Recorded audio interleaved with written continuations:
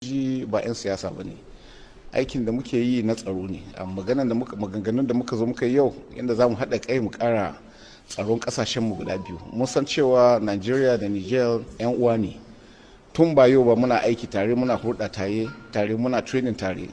To shine muka ga cewa ya kamata an dan daɗe ba mu samu zo mu yi magana tare ba, mun tabbatar cewa wannan magana da muka yi zai sa mu ci gaba da aiki tare. A gaskiya magana ta wuce yau yadda muka zauna tun da safe, in ka tuna mun zo tun da safe muka zauna, maganganun da muka yi mun duba duk abubuwan da suka faru tun daga da har yau, tun daga shekaran da ya wuce zuwa yau. Muka ga kuma ya kamata mu ci gaba da hulɗa yadda muke yi da kafin wannan matsalar ta shigo tsakani da mutane suka zo aka ɗauki mutane suna so su kawo mana sabani tsakaninmu.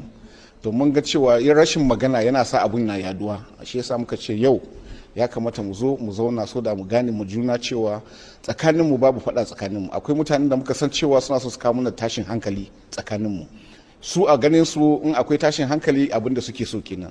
To mu kuma mun san mu ɗaya ne, ba za mu bar su wannan abin ya faru ba. Muna son mu ci gaba da aiki yadda kasashen mu biyu za su samu zaman lafiya. Matsalar tsaro na daga cikin abubuwan da ke cin su waɗannan kasashen namu ko a ƙwarya. Haka. A lokacin wannan ziyara ta ko akwai wani shiri da kuke neman yi na haɗin gwiwa domin tunkarar matsalar tsaro da tabbatar wa al'umma na Niger da Najeriya cewa a yau da Najeriya da Niger sun haɗe wuri ɗaya domin tunkarar shirin da muka saba yi a da shi ne za mu ci gaba da shi. Mun tabbatar cewa yadda muke da muke aiki tare mun fi samun ganewa.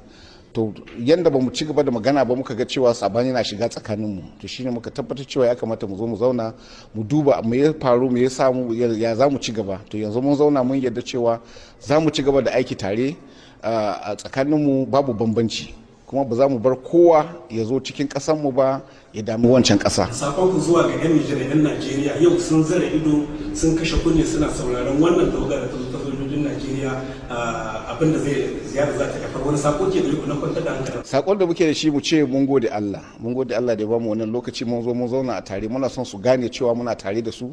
Nijar da Najeriya ɗaya ne, ba za mu yarda wani ya yi amfani da mu ba ya kawo tashin hankali a tsakaninmu.